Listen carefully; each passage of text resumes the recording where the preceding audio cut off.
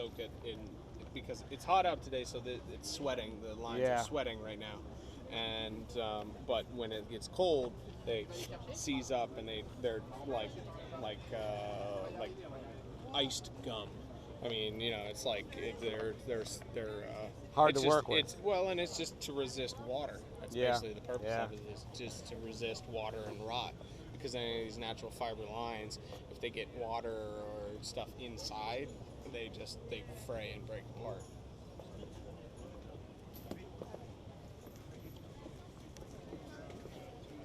So since there's this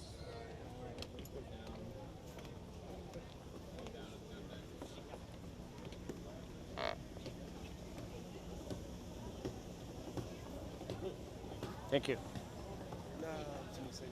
You all right, Derek?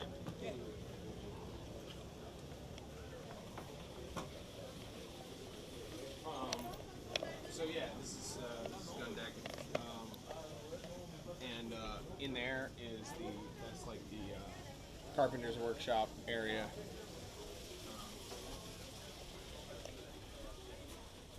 And anchor winches as well. So we have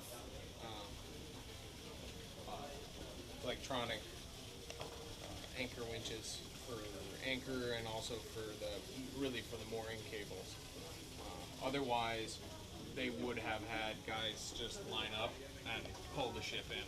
So you'd have like 30 guys on a line Just haul it up to the dock. So these guns here they're 12 pounders. Yep. So they shoot a 12-pound ball. They're all 3/4 bored.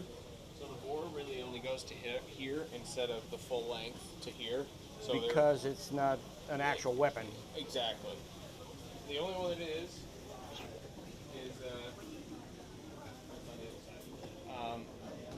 I'll show you in a minute. There's one on the other side that is the original. Oh, original? They raised original. Really? Yeah. No So kidding. they took the measurements off of all those. That one and made all of these.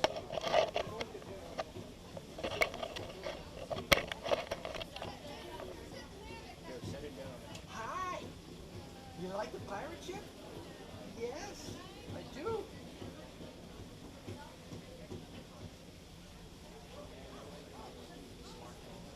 Smarter than I am in a while.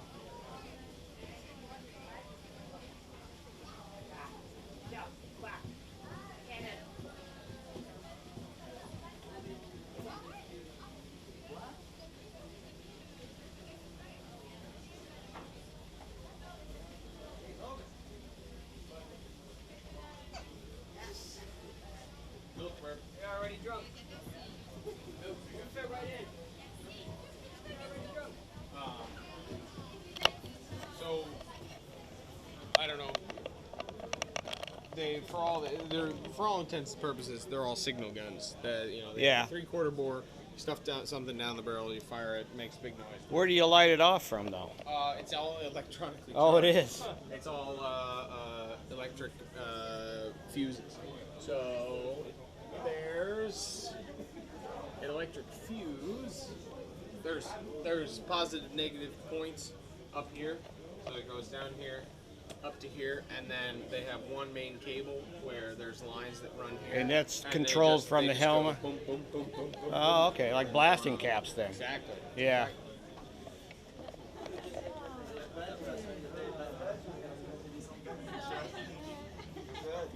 So this is the original. You can see it's a little bit crustier than the. Yeah. So I'm not supposed to say anything, but during the crossing, they were like 100 miles from land, and the captain was like, first officer was like, if it works. So they actually put a 12-pound ball in his Get head out. and fired it. Yeah. And nobody's supposed to know about it, but there's video. There's obvious video evidence. You should see this thing fire. Oh, I'll It's bet. just- Flyback? Huh? Flyback Yeah, it The recoil? recoils about that much. Oh, wow. Wow, even though it's all strapped in Well, and everything. because they took all this off, and if you see these rings, Yeah. those rings are where the tackle goes back to, and so it recoils by itself. And you take these are called coins. Yeah. You take the coins off, and it'll recoil back. There's video of that. And they They only put like a small measure of powder in. They didn't put the full powder because they raised this thing up. Like I said, I mean this was sitting on the ocean floor, but the structural integrity on the inside obviously is still the same. It's just whatever's eaten away on the outside. And so when it was cast, obviously it was perfectly fine. So why wouldn't it be fine? Sure, now? why not? And so it was, as Adam likes to say, it's a calculated risk. It's a calculated risk. So they brought like, I think 7 or 8 12-pound balls with them, the same size, so they could set them up in a little display and everything. And they were like, just try it. There's one missing. How'd you know where it went? Right. So every time. How far did it go? Oh, probably like 3/4 of a mile. Get out. Yeah. Well, these guns would fire over 2 miles. Really? With the full measure of powder in them. Yeah. They will launch that 12-pound ball almost 2 miles. It won't be very fast when it gets on the other end. But it's still a 12-pound but ball. It's still a 12-pound ball that's going 2 miles. Yeah. So you can imagine what there's 32 guns on this ship. Yeah. Imagine. Now on the aft, they're 8-pound guns. Here they're 12-pound guns, and they go all the way back into.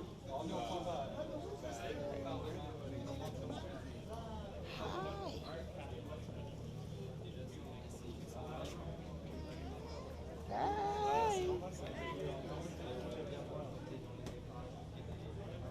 don't know if they're allowed to be in there. Somebody took them in there. So this is the battery. This is where we eat and hang out. The galley's down below right here, and the food is all served right there. And this winch or this block of tackle here has a dumbwaiter that brings up all the food up. Yeah. And so we just sit in between all the guns and everything, and Way cool. Yeah. But you can imagine carrying a plate of food when the ship's going like this, and you're just kind of like walking around. Yeah. I don't know how many times I've hit my head. My head is perpetually sore now. Because down below decks, that you're walking. That's like an interesting this. question too. Did they raise the bulkheads? No, this is correct. This deck and everything above is correct. Down below, basically what they did was they built the 18th century ship, and then they said, how do we fit all the other shit in? Right. Is basically what they did. So the Gothenburg, they eliminated the deck and made everything bigger so you could walk around. This ship, they let everything the same. So when you go down one deck, you're walking around like this the whole time. Well, because if you go on the Constitution, one of the first things I noticed is the bunks are like really short. Oh yeah. Your head is sticking off one end, your feet are sticking off the other end. But then people were shorter then too. Right. Yeah. But just down below this deck, actually. Yeah, right here.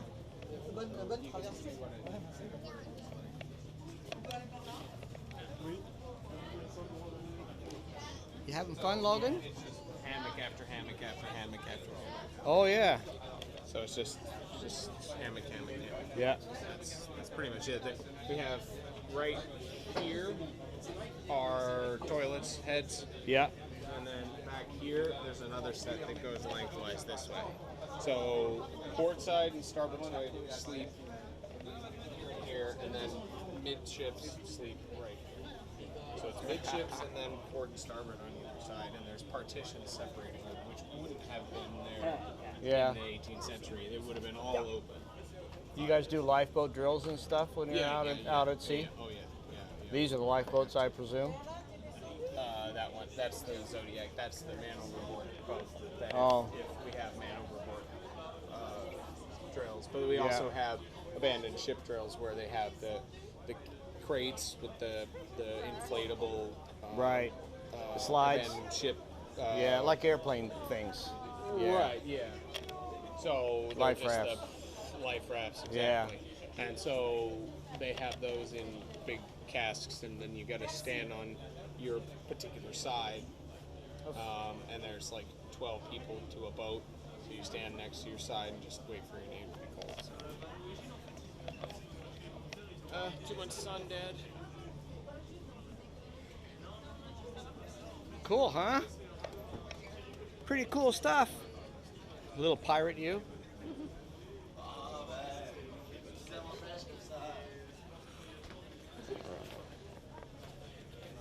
Wow, this is way cool.